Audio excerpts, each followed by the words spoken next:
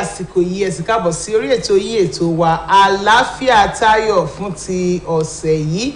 Ètò àlàáfíà táyọ̀ ló dé sí ojú ìwòran yín láti mú máwòrán ti ìpínlẹ̀ Ọ̀ṣun. Bẹ́ẹ̀ ni 113 lórí StarTime, 502 lórí free to hear. Ẹ ní àǹfààní láti wò wá ní gbogbo ẹ̀rọ ayélujára. Bẹ́ẹ̀ ni kí ẹ sì gbádùn àwọn ètò wa lọ́lọ́kan-ò-jọ̀kan. Lórúkọ ọ̀gá pátápátá ilé-iṣẹ́ yìí bẹ́ẹ̀ ni ọ̀gbẹ́ni Abdulrasheed Káyọ̀dé Fọlárànmí. Ọ̀gá tó mójú tẹ̀sán gbogbo onímọ̀ máwòrán bí Lásùn Oyèbáyọ̀ Ọlásùnkànmí ọmọ bàbá Oyèbáyọ̀. Igbákejì wọn Adésóyè Àwòdèjì. Òun náà ni mo ń kí yín káàbọ̀ sí orí ètò ti àkókò yìí o, níbi tí a ti máa mẹ́nu bà bó o la ṣe wà ní àlàáfíà, bó o la ṣe wà ní ìlera pípé. Bẹ́ẹ̀ náà ni àlàáfíà wa báyìí kúkú nídìí fíafíà ní gbogbo ọ̀nà tí a bá sọ̀rọ̀ lórí àlàáfíà táyọ̀. Ohun tí à ń jẹ, èyí tí a mú, ìgbésí ayé tí à ń gbé,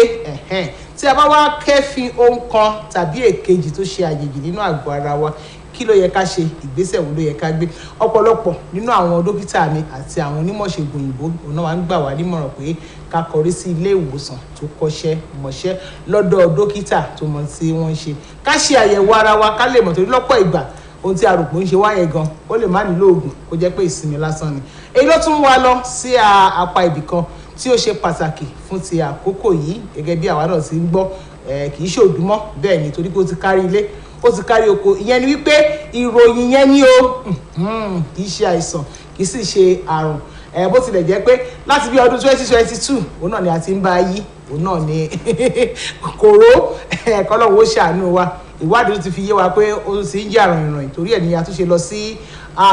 iléeṣẹ́ tó mójútó ètò ìlera ní ìpínlẹ̀ Ọ̀ṣun bí, níbi tí àwọn dókítà tí ó ń tọ́jú àjàkálẹ̀ àrùn tí wọ́n ti ń ṣiṣẹ́ láti ti lọ pé dókítà Ọmọlọ́lá Adéagbó pé ẹ tún máa bọ̀ ọ̀rọ̀ tó ti kàn yín láàárọ̀ yìí o. Wọ́n ní kan àwọn ní kòró ó tún ń padà bọ̀, kí ni ká ṣe wọ́n ṣàlàyé fún wa. Wọ́n tún wá ní kan diphtheria àbí kí lẹ pè mọ́ wọn, diphtheria. Nǹkan bẹ kọ́lọ́hún ó ṣàánú wa ká mọ̀ ra àìsàn ká má rí àjàkálẹ̀ àrùn, ṣùgbọ́n ètò wa dé wọn ló lójútùú wọn ló nílànà, wọn ni yóò lọ tá a bá ti ṣe tó yẹ kí a ṣe, tá a gbé ìgbésẹ̀ tó yẹ kí a gbé. Dókítà ẹ bá mi kí gbogbo àwọn ará lé. Ẹ káàárọ̀ ẹ̀yin bàbá mi màmá mi nílé, gbogbo ẹ̀yin ará lé. Ẹ káàbọ̀ sórí ètò lẹ́ẹ̀kan sí. Ẹ ṣé gan ni mà. Ẹ gbọ́ ipò owó tún ni kòró wà báyìí, COVID-19 abẹ́ẹ̀kọ́. COVID-19 ò fìgbà kan lọ. Ẹ sọ pé kò fi ìgbà kan lọ. Ó kàn sáfẹ́rẹ́ díẹ̀ ní ìṣepò lọ, torí à ń ṣàyẹ̀wò a dẹ̀ ń rí pé COVID ó ṣì wà lára, COVID-19 ṣì wà nínú agbègbè wa, ó ń bá wa gbé, ó ṣì ń bá wa gbé, kò kàn wá pọ̀ tó bó ṣe tó tẹ́lẹ̀. Ìgbà tó ṣe bẹ̀rẹ̀ yẹn. So láti sọ pé ó lọ irọ́ kò lọ, ṣùgbọ́n ṣé ó wá tún ti ń pọ̀ sí ju ìgbà kan sọ pé ó sáfẹ́rẹ́, bọ̀ ìsìn ó tún ti wá pọ̀ sí ju ìgbà tó sáfẹ́rẹ́ yẹn lọ. So táwọn olóyìnbó ń pè ní re-emergence ó tún ti ń pọ̀ sí, ó tún ti ń ṣẹ́rí yọ láwọn apá àbíkọ́. Kí wá ni a ṣe ìmúra ti tẹ́lẹ̀ náà láti padà sí ni, àbí ẹ tún ti ti ṣe ìwádìí tó yẹ pé ọ̀nà bòmí òun náà ni a tún gbà tọ́jú COVID-19 lákòókò yìí. Ẹ ṣe olóòtú. Nǹkan tá a ṣe tó fi wálẹ̀ tí gbogbo wa wá dẹra pé ó tó jẹ́ ká sinmi. Ó dẹ̀ ti ní tí èèyàn gbọ́dọ̀ sinmi nígbà tí ìjà ò bá tí ì tán. Wọ́n ní tí náà bá tán láṣọ ni ẹ̀jẹ̀ kì í tán lè kọ́nà ṣe. So nǹkan tá a notice, nǹkan tó dẹ̀ ṣẹlẹ̀ ni wípé gbogbo wa ti fẹ̀yìntì jù, a ti sinmi sí jù. Nǹkan tá à ń pè ní COVID-19 yìí virus ni, kòkòrò àìfojúrí tá à ń pè ní virus. Ó dẹ̀ ní ability, ó ní ipa láti produce ara ẹ̀, láti mutate, nǹkan tá à ń pè ní láti mutation, láti tún jàjà ṣẹ́gun padà wá, ó tún gbéra sọ padà, láti ẹ̀ ti bímọ míì lára ara ẹ̀ fúnra rẹ̀. So kí dẹ̀ ló máa help mutation yẹn, nǹkan tá à ń pè mutation yẹn ni pé tí a bá fi lè dènà pé gbogbo à ń lo hand sanitizer, à ń lo face mask, púpọ̀ nǹkan òfin tó ti wà ńlẹ̀ tẹ́lẹ̀, ẹ mọ̀ tó wípé a ti sinmi sí, ó fún kòkòrò àìfojú ẹ̀ láàyè pé ilẹ̀ ti gbà mí, ẹ jẹ́ kí n tún padà wá. So ìyẹn ló wá jẹ́ kí COVID òun ló jẹ́ kó dàbí wípé ó tún kóra jọ padà. Ọ̀dà ní àti jẹ́ kí àwọn èèyàn wá mọ bó ṣe ń lọ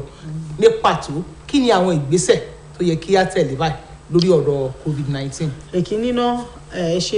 èkíní ni wípé mo rọ gbogbo èèyàn ẹ jọ̀ọ́ ẹ jẹ́ ká gba COVID-19 vaccine ìyẹn tá à ń pè ní abẹ́rẹ́ àjẹsára COVID ó safe kò sí nǹkan tó máa ṣèyàn téèyàn bá gbà tí mo bá sọ pé kò sí nǹkan tó máa ṣèyàn kì í ṣe pé èèyàn gba abẹ́rẹ́ àjẹsára owó ò ní dùn àbí bóyá orí ò ní fọ́ ìyẹn lè ṣẹlẹ̀ ṣùgbọ́n láàárín ọjọ́ kan gbogbo á ti subside èèyàn dẹ̀ ti mọ̀ pé èèyàn ti gba abẹ́rẹ́ àjẹsára yẹn. Èkejì ni wípé tá a bá ti dá àárín èrò ẹ jẹ́ ká lo ìbòmú wa. Ṣé ẹ mọ̀ gbogbo wa là ń sọ wípé àsìkò ìdìbò ń bọ̀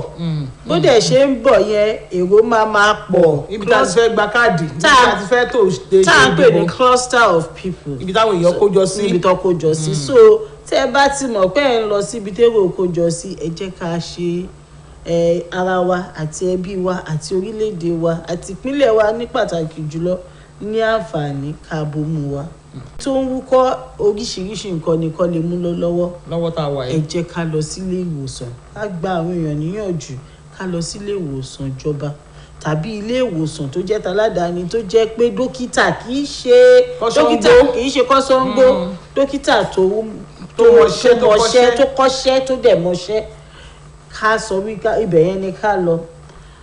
Sanitizer nǹkan tá à ń pè ní kíní tá à ń bù àwọ̀ yìí. gbogbo èèyàn ló ti mọ̀ ọ́ sanitizer kò sórúkọ méjì ní olómi tá a máa ń tẹ̀ sọ́wọ́ ẹ ti gbà ẹ jẹ́ ká máa lo sanitizer wa ṣé ẹ mọ̀ kíní yẹn dẹ̀ help wa o ìwé mi báyìí mi ò tẹ̀ máa mú kiri ní báyìí because ó yàtọ̀ sí wípé COVID-19 àìmọye nǹkan tó tẹ̀ ń dènà gan. ó ti ẹ̀ tó àkókò ọ̀dádá tí ò sójú yìí báyìí tó yẹ pé kúrukú yẹ ní gbogbo bí ni. ó dé ẹ bá dẹ̀ wò ó yàtọ̀ sí COVID gbogbo other bacteria àti virus ló tún máa prevent wa from so ó dáa ká kúkú máa lò nǹkan tó dáa ni nǹkan tó bá dẹ̀ dáa kò kì í fẹ́ kéèyàn ṣe òun bẹ́ẹ̀ni so àwọn aláwọ̀ èèyàn á gbìyànjú láti make sure pé èèyàn ṣe nǹkan tó dáa. ẹ ṣeun COVID yẹn mi lè fẹ́ ká pẹ́ lórí ẹ̀ torí tuntun títí ń bẹ́ẹ̀ ta ṣùgbọ́n a gbọ́dọ̀ sọ náà ni àwọn kan ti gba abẹ́rẹ́ àjẹsára ìpele mẹ́ta mẹ́rin kọ́ ni abẹ́rẹ́ àjẹsára mẹ́ta ìkíní ìkejì àti booster bí orí ìkan làwọn kan kú sí o nígbà táwọn kò tí ì gbà rárá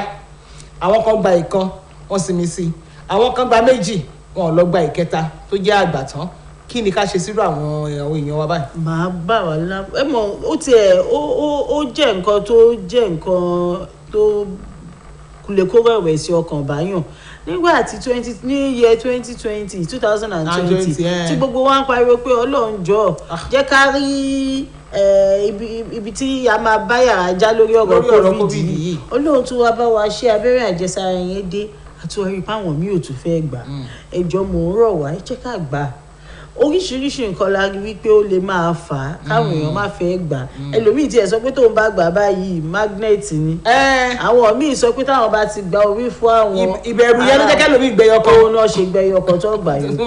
ẹ jẹ́ ká lọ gbà ó safe ṣé nítorí magnet èmi ò tí ì rí torí wọ́n sọ ààrí o ó lẹ̀ mọ́ irin lẹ̀ mọ́ wọn ṣé lẹ̀ mọ́ wọn. ṣé ẹgbẹ́ tí láwọn ọmọ kéékèèké gan tá à ń gbé lọ gba abẹ́rẹ́ àjẹsára àwọn gan wá gba abẹ́rẹ́ àjẹsára tó ń gbà mí orí ọmọ mi à máa kéékèèké tó bá dẹ̀ ti fún wọn paracetamol ó ti tán nìyẹn so àwa náà gẹ́gẹ́ bí àgbàlagbà àlè rò bí yàtọ̀ bá gba abẹ́rẹ́ àjẹsára ó ṣeé ṣe kórí fọ́yàn nọ́mbà kan wà lára káàdì yẹn èèyàn á pe nọ́mbà yẹn nǹkan báyìí ni mo rí bí mo ṣe bó ṣe ń ṣe mí ni wọ́n á tọ́ yín sọ́nà lórí nǹkan tí ẹ máa ṣe that is nǹkan tá à ń pè ní reporting ẹ ti fi lọ pé mo ṣe sùn pé nǹkan tó lẹ́yìn ìgbà tí mo gba abẹ́rẹ́ tán nǹkan báyìí ló ṣẹlẹ̀ sí mi. àwọn nǹkan tí mo ń ṣàkíyèsí ẹ̀ so nọ́mbà tó wà ń bẹ̀ yẹn iṣẹ́ ẹni láti wá sọ wípé òkè ẹ yọjú àbí ká yọjú sí yín then wọ́n á tọ́ wa sọ́nà lórí nǹkan tá a bá máa ṣe so ẹ jọ̀ọ́ ẹ jẹ́ ká gba abẹ́rẹ́ àjẹsára tí ẹ bá yẹ pé nìkan tó ti gba alákọ̀ọ́kọ́ tí ò gba ẹlẹ́ẹ̀kejì ẹ jẹ́ ká padà lọ síbi tá a ti gbà pé ó dáa mo ti lọ tẹ́lẹ̀ o èmi tí mo lọ náà ni mo tún dé mo fẹ́ gbà and they are always there wọ́n wà ń bẹ̀ láti fún wa. ó dàpọ̀ sí ń gbé káàkiri ojúlé gan. gbogbo ilé ìwòsàn alábọ́dé wa tẹ bá débẹ̀ àwọn tó bá ní lọ́wọ́ báyìí wọ́n sọ bí tẹ ti máa gbà fún wa ó wà available ní state wa. kò kú sí ìdí méjì nítorí pé àlàáfíà ara tiwa náà dẹ̀ ni bóyá la fura sí wípé tí ẹnìkan nínú ẹbí tí ó bá kù díẹ̀ káàtó nínú ìlera fún gbogbo ẹbí ò lè gbádùn. wọn ò lè gbádùn. ọmọ ọlọ́mọ jẹ́ kó ṣe ìyá kọ́ lọ́ bá sì yóò ṣe bàbá kó má ṣe ọmọ gan torí àti ìyá àti bàbá àmẹ́yẹ̀dì ni wọ́n mọ̀ forí gbárí káàkiri àlàáfíà jẹ́ tiwa ní agbára Ọlọ́run. Ẹ̀yin èèyàn wa ilé tuntun dàbí ẹ̀ òun náà ni ti diphtheria yìí èmi ò mọ mo ń gbìyànjú àti gbọ́ Yorùbá ẹ̀ lánàá wọ́n ní gbọ̀fún káàkiri àwọn rédíò àti gbogbo àwọn ọ̀nà tá à ń gbà ṣe ìròyìn wọ́n ní gbọ̀fún diphtheria doctor àlàyé wo ló tún yí ìyẹn ká ṣé ìyẹn tún yàtọ̀ sí ti kòró àbí. ó yàtọ̀ bó ló ṣe wá jẹ́. ní ṣókí ní èdè tó yé gbogbo wa kòkòrò àìfojúrí bacteria ló ń jẹ́ ní orúkọ ẹ̀ ní diphtheria tí wọ́n pè ní diphtheria yẹn ṣùgbọ́n àwọn Yorùbá oríṣiríṣi bẹ́ẹ̀ ṣe sọ lèmi náà ti gbọ́ àti mo tiẹ̀ tún lọ jókòó mo lọ wo Google pé kí ni Google pè yẹn tiẹ̀ tún ní kólóbó èmi ò tiẹ̀ tún gbà yẹn rí so bọ́n ṣe sọ ikọ́ gbọ̀fúngbọ̀fún òun la rí tí most people ń pè ní Yorùbá kí dẹ̀ ni ẹ mọ̀ ikọ́ àwù téèyàn àwù téèyàn kọ́ tó sọ pé nǹkan jẹ́ ikọ́ gbọ̀fúngbọ̀fún kọ́ fún ọmọ jáde ló pé bí pé kọ́ fún máa jáde kọ́ tó máa serious òní nǹkan tí wọ́n tó wà striking tó fi máa mọ̀ pé tó fi lè fura pé ó lè jẹ́ òun ṣé mo pé mò ń sọ̀rọ̀ ọkọ lẹ́ẹ̀kan nípa covid náà ó ní mo sọ pé ẹni ikọ́ téèyàn bá ní kéèyàn máa kàn ní ilé ìwòsàn ni kò kọrí síta ká lọ sí ilé ìwòsàn torí lóòótọ́ diphtheria àti rí cases káàkiri ní àwọn ìpínlẹ̀ kọ̀ọ̀kan tí ìpínlẹ̀ wa yìí náà sì wà níbẹ̀ so ó ṣe pàtàkì kí gbogbo wa ká fojú lẹ́kọ̀ọ́. ikọ́ gbọ̀fúngbọ̀fún diphtheria kí ló mú kọ́ yẹn yàtọ̀ sí gbogbo àwọn ikọ́ tí àbí irú àsìkò tá a wà yìí báyìí ọyẹ́ ti jẹ́ káwọn kan máa wú oríṣiríṣi kọ́ ló ti wà ń ta pẹ̀lú bí afẹ́fẹ́ ṣe rí yìí. so a lè sọ wípé nǹkan báyìí wọ́n fi máa ń dààmú láì ṣe pé èèyàn lanu ṣe mọ̀ tí dókítà àbí elétò ìlera bá ń ṣàyẹ̀wò ó ṣeé ṣe kán rí nǹkan funfun kó dì sí ibi ọ̀nà ọ̀fun níbi ẹ̀gbẹ́ tonsils kéèyàn wá sọ rí ní kọ̀rọ̀ ọ̀fun báyìí ní kọ̀rọ̀ ọ̀fun ìyẹn wọ́n lè fi fura wípé ilé lè jẹ́ diphtheria ṣùgbọ́n fẹ́mi àti ríta bá rẹ́ni tó ń wúkọ́ a lè kàn déédéé rò pé diphtheria nílé yìí kò kí làwọn nǹkan tó ṣeé ṣe kẹ́ni àwọn àkíyèsí èèyàn ń wúkọ́ ọ̀nà fún dùn ó ń rẹ̀ sára ṣẹ̀mọ̀ ẹnu á máa rùn èyí náà ẹ̀wọ̀n nǹkan tí mo sọ pé ó máa dì sọ́fun so kò sí bí ò ṣe ní jẹ́ kí halitosis nǹkan tí ẹnu rírùn kó wà then á máa rẹ̀yàn sára ara gbígbóná ń gbà míì so téèyàn bá ti ń rí gbogbo yẹn ẹ jọ̀ọ́ even kéèyàn má rí tó yẹn gan kó lọ sílé ìwòsàn tí àwọn dókítà bá wá rò bóyá kínní yìí ó ṣeéṣe wọ́n mọ sample tó máa gba àyẹ̀wò tó máa fi ṣe àyẹ̀wò nínú lab tó fi máa ṣàyẹ̀wò ní lab láti mọ̀ pé kì í ṣe TB lélẹ̀ ìgbẹ́ ṣe wubin cough ti gẹ̀ẹ́tẹ̀ láti mọ̀ sọ pé oríṣiríṣi kọ́gan ló ti wà látàyè láti lè sọ pé eléyìí gan-an ló yẹ kó jẹ́ ṣé bí mo ṣe sọ fún yín tí dókítà bí ẹni tó kọ́ṣẹ́ mọṣẹ́ tó bá wò ó máa ní nǹkan tó bí mo ṣe sọ àwọn nǹkan funfun bẹ́ẹ̀ yẹn ní ọ̀fun ní àsìkò tá a wà yìí a fura wípé kínní yìí ó ṣeé ṣe kó jẹ́ diphtheria wọ́n dẹ̀ mọ̀ bó ṣe máa gba àìtọ́jú fún tó máa ti ṣe àyẹ̀wò tó ṣe kó jẹ́ wọ́n dẹ̀ jẹ́ ká wò báyìí wípé diphtheria àbí ikọ́ gbọ̀fúngbọ̀fún wọ́n bá ṣàṣe rí kọ́ pé kásà lọ sí ilé ìwòsàn ká lọ ṣe àyẹ̀wò ni kí ni àwọn nǹkan tó ṣeé ṣe kó fa ikọ́ yìí gan ní agbègbè wa. ṣe rí nǹkan tó wà interesting nípa kínní ni wípé ó wà preventable ó ṣe èèyàn lè má ní ká tó prevent ẹ̀ ó náà mú sọ èèyàn lè má ní rárá a ti discover wípé oríṣiríṣi nǹkan a lè sọ wípé báyìí kòkòrò àìfojúrí ni ṣùgbọ́n báwo lèèyàn ṣe lè kó then kí wá ló lè fà á tí èèyàn bá wà pẹ̀lú ẹni tó ní diphtheria tó wúkọ́ tó sín tí droplet ẹ̀ tó kọ̀yàn airborne nǹkan tá à ń pè ní airborne. àwọn kìíní tó bá afẹ́fẹ́ rìn nígbà tó. ẹ ti gẹ̀ẹ́tì ẹ̀ olóòtú díẹ̀ sample la mú wa kò tọ̀ fún wa. àwọn nǹkan tó bá rìn ó lè fà fún ẹni tí kò ní tẹ́lẹ̀ then tí bí mo ṣe sọ téèyàn bá ẹni tó ní ó sí sára handkerchief èèyàn mú ìwọ náà fọwọ́ kàn láì mọ̀ àbí bóyá ó ti gbàgbé kó o ti fọwọ́ kàn handkerchief yẹn fọwọ́ bá mú ṣẹlẹ̀ mọ̀ pé kòkò wà ìfojúrí ni kókòkò ni ẹ̀jẹ̀ lérí wọn tó fi máa wọ̀ ọ́ tó ẹlòmíì tó fi máa kó ìdá ìgbìyànjú àti sọ ni pé diphtheria yìí náà òun náà ràn. ó ràn gan-an tí ì ṣe kékeré ó ràn o so bẹ́ẹ̀ ṣe rí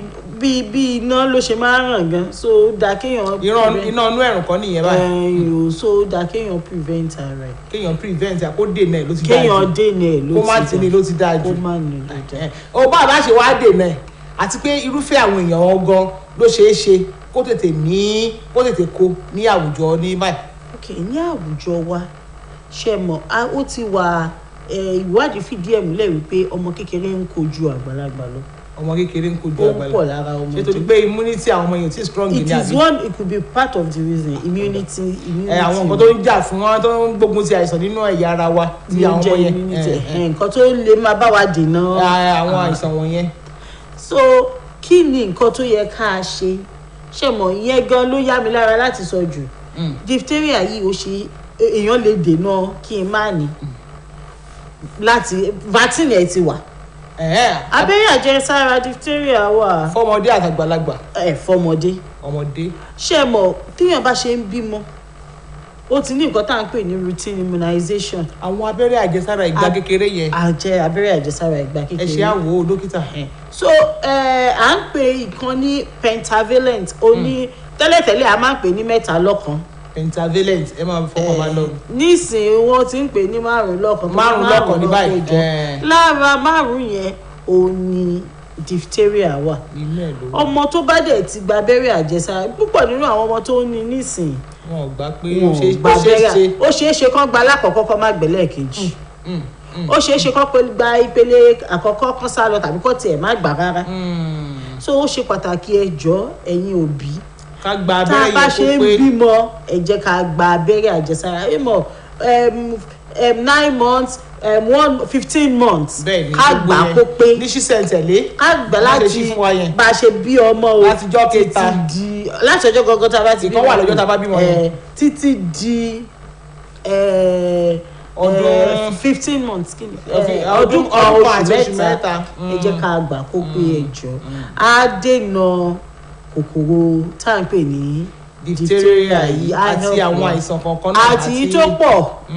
kódà tó pọ̀ gan ṣe mọ̀ lọ́wọ́lọ́wọ́ báyìí oríṣiríṣi ní nàìjíríà ń tọ́jú àwọn ìpínlẹ̀ kọ̀ọ̀kan wà tí a ti ní measles outbreak bẹ́ẹ̀ ni oríṣiríṣi àwọn ọ̀kan wà tó jẹ́ pé a ní meningitis outbreak a tún ní àjàkálẹ̀ diphtheria ilẹ̀ haúsá wọ́n ti ẹ̀ sọ pé kíní kan fever ló tún pa bí àwọn mílíọ̀nù kan ní yellow fever ibà pọ́njúpọ́tọ̀ gbogbo àìsàn yìí pátápátá dẹ̀ nìyí immunization dè lọ́wọ́ abẹ́rẹ́ wà tó dẹ̀ jẹ́ wípé tọmọ bá gbà ọkàn èèyàn gan balẹ̀ wípé ọmọ yìí o kò ní ní tó bá tiẹ̀ ṣeé ṣe kó ní kó lè má ní pa kò sí nǹkan tá a ṣẹlẹ̀ sí kódà so ẹjọ́ ó ṣe pàtàkì ká gba abẹ́rẹ́ àjẹsára ìyẹn ní number 1 tó dẹ̀ wà very important láti dènà ẹ̀ ẹ̀kejì tún ni wípé tá a bá ti kẹ́fì ẹni mo rẹ́ni tó ń wúkọ́ ẹ jẹ́ ká gbà wọ́n nímọ̀ràn ẹ lọ sí ilé ìwòsàn ẹ jẹ́ ká jẹ èso lásìkò yìí ṣe mọ̀ vitamins wa immune system wa a gbọ́dọ̀ build ẹ̀ so ká jẹ oúnjẹ tó nítumọ̀ tá a bá sọ pé oúnjẹ wo ló nítumọ̀ oúnjẹ tó máa ṣara ní àǹfààní kò ń ṣe just any oúnjẹ ká jẹ èso tó máa jẹ́ kí immune system wa kó le koko kó lè ta àìsàn dànù bàbá ṣe ń jẹ́ àwa náà rí i pé ó ń yàtọ̀ ká mu omi ọ̀pọ̀lọpọ̀ omi àwọn òbí ẹ jẹ́ ká clothe àwọn ọmọ wa lásìkò òtútù yìí bó ṣe bó ti tún kásẹ̀ lẹ̀ díẹ̀ ìmí náà tún bọ̀ òjò tún ti bí lè ṣe ń lọ lòjò tún ti ń bọ̀ gbogbo sísìn yẹn náà ló ní ohun tó mú dání kọ́ lọ́wọ́ ṣàánú wa so ó ṣe pàtàkì ká clothe ara wa dáadáa ká make sure pé àwa warm ká mú nǹkan tó lọ́wọ́rọ́.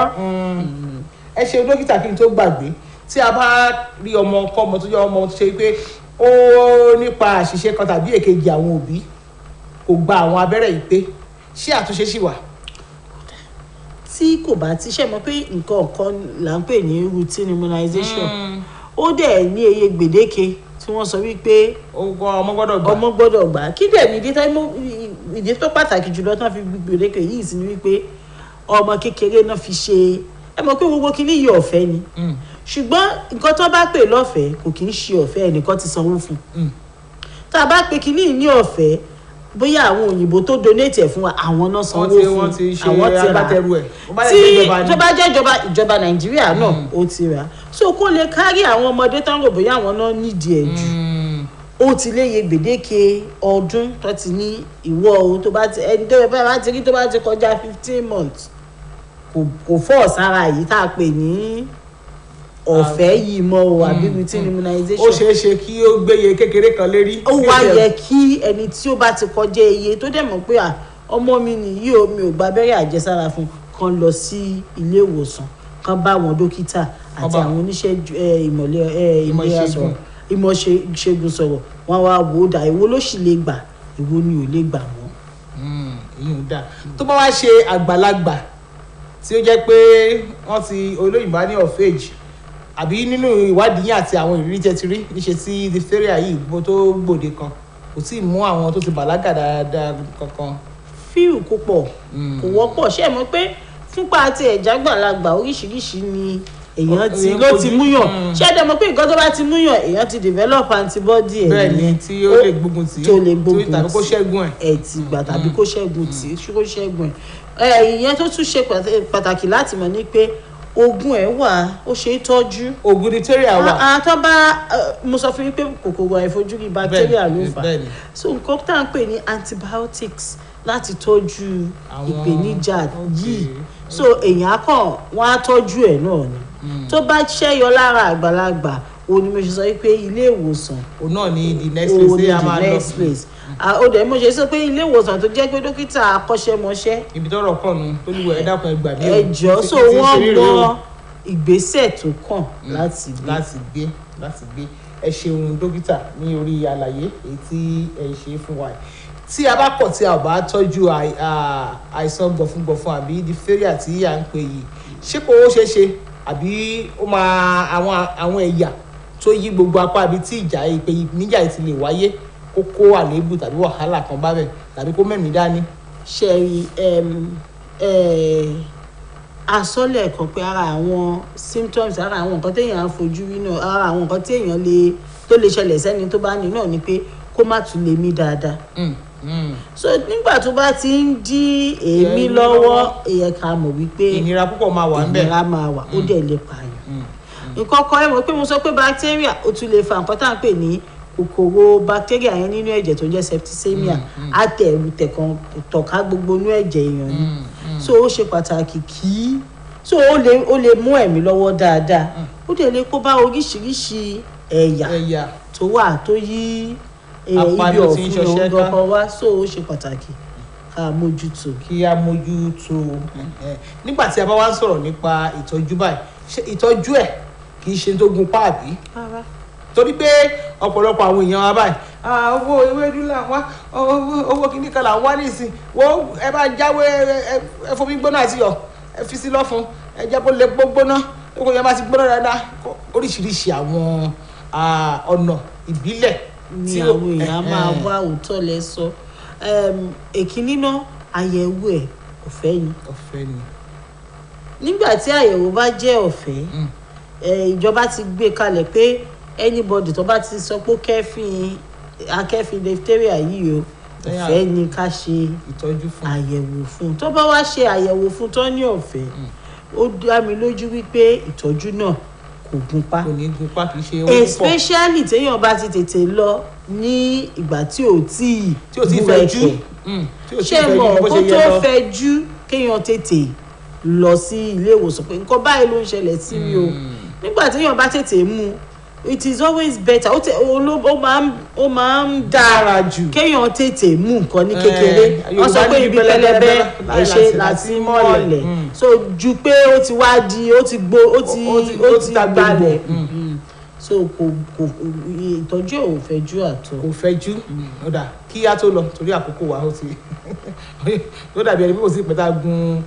orí afẹ́fẹ́ ẹ jẹ́ kí á bá àwọn èèyàn wa sọ̀rọ̀ lórí ìtọ́jú ara wa gan lápapọ̀ àti wípé àjàkálẹ̀ àrùn àdúpẹ́ lọ́wọ́ Ọlọ́run ẹ̀ka tápá àtọ̀dọ̀ ti ń nù lóríṣiríṣi ló ń ṣe yọ ó sì wá débi ó tóbi tí ilé ayé gbogbo àgbáyé gan bára wọn báyìí èní igbá o ọ̀la àwo nígbà tí kòrónà tó ń fẹjú tí àwọn kan tó rí ikọ́ gbọ̀fún ikọ́ bíbá pọ́njúpọ́sọ oríṣiríṣi ẹ jẹ́ kí a gba àwọn èèyàn wa ní ìmọ̀ràn lórí bí a ti gbé ìgbé ayé àlàáfíà pàápàá jùlọ nínú ọdún tuntun tí a wà yìí a ní láti ṣọ́ra wa gidigidi ọ̀pọ̀ nínú wa tó yẹ wípé ìtọ́jú ara wa òun la máa ń ṣe àìlọ sílé ìwòsàn àṣekínní ló ń ṣe yín ẹ sáà ti ṣe báyìí sáà ti lóríṣiríṣi àbádọ́wọ́ àbámọ́dá oríṣiríṣi ìtọ́jú tá à ń fúnra wa. ẹ ṣe olóòtú ọ sọ wípé ẹni tó wà lálàáfíà òun ń gbélé ayé ṣé rí ẹni tó bá téèyàn bá ti rẹ́ni tó ń ṣàìsàn tó rí lè ṣe àìsàn yẹn èèyàn á wò pé irú ẹni bẹ́ẹ̀ gan máa ń sọ pé kí ló kù gan tó ń gbé nílé ayé fún so ẹ jọ̀ọ́ nítorí Ọlọ́run ẹ̀yin bàbá àti ìyá mi ẹ̀yin àbúrò ẹ̀gbọ́n most of nǹkan tó ń ṣẹlẹ̀ yìí tí gbogbo àìsàn yìí ṣe mọ̀ ìgbà ẹ̀rùn ti ń lọ a ti ń lọ sígbà òjò àwọn àìsàn kọ̀ọ̀kan wà tó yẹ pé due to statistics a máa expect ògbà òjò ní ìsìn àmọ̀ wípé ó ṣeé ṣe kéèyàn máa ní àrùn onígbá méjì tá à ń pè ní kọ́lẹ́rà nígbà tí oríṣiríṣi omi tó bá àwọn Yorùbá òjò ti ń rọ̀ gbogbo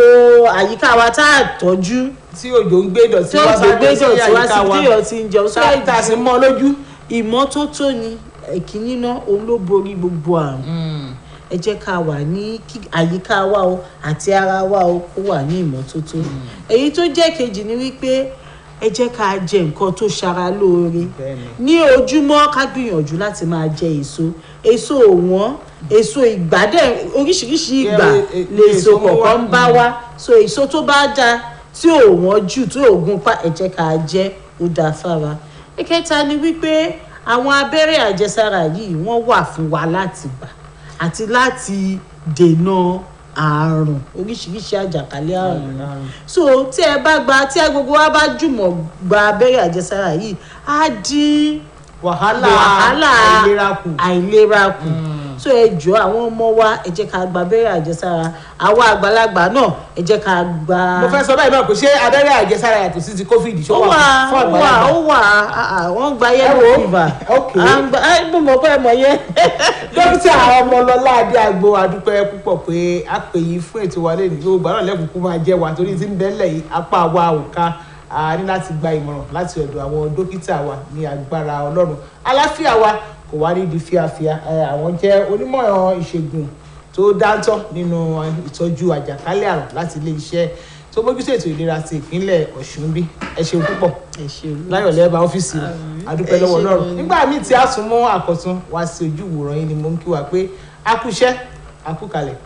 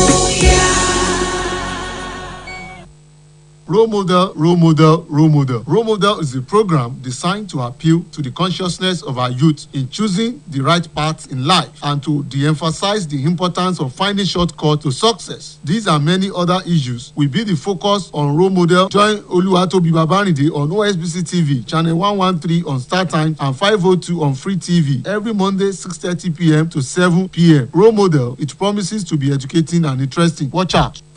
Hello viewers, welcome to your darling station Osbc. Come enjoy a rich menu of programs. On Osbc TV, there is something you must watch. We have drama.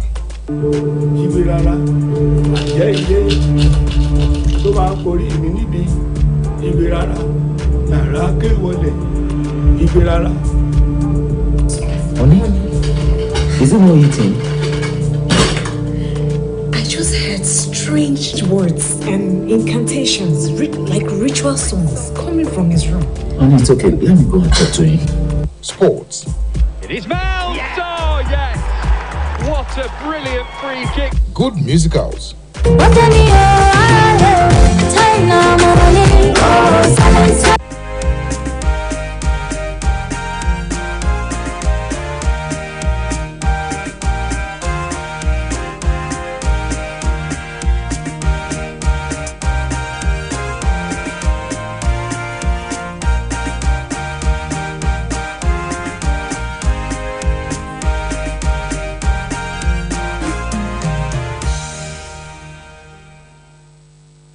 To the midday news, I am Kayode Adebayo. About 20 African heads of state and private sector leaders are among around 1,500 delegates meeting in Dakar, Senegal this week for a high-level discussion on roadmaps for achieving food sovereignty in the continent. The summit is organized by the African Development Bank Group with the theme, Feeding Africa, Food Security and Resilience. The three-day meeting, under the auspices of the second edition of the Feed Africa Summit Dakar 2, lays out action-driven discourse on how heads of state will mobilize government resources and leverage development partners and private sector financing to harness Africa's food and agriculture potential and turn advocacy efforts into concrete actions.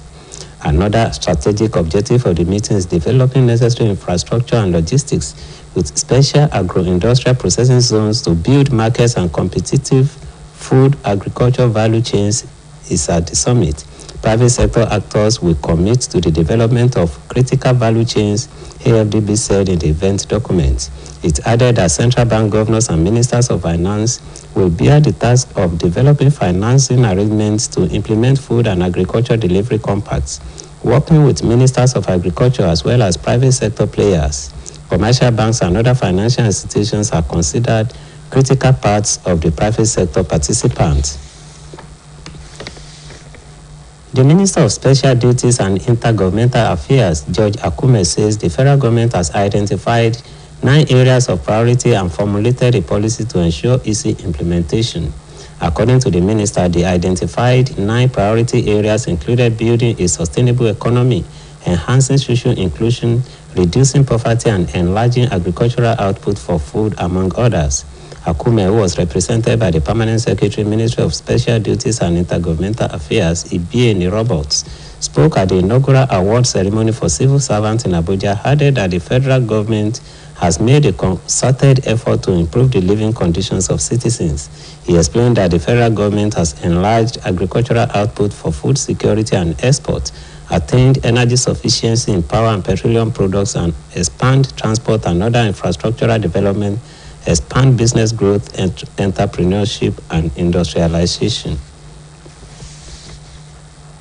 The Pan-Yoruba socio-political organization Aaalaifia has warned politicians over the increasing verbal and physical attacks characterizing election campaigns in various parts of Nigeria.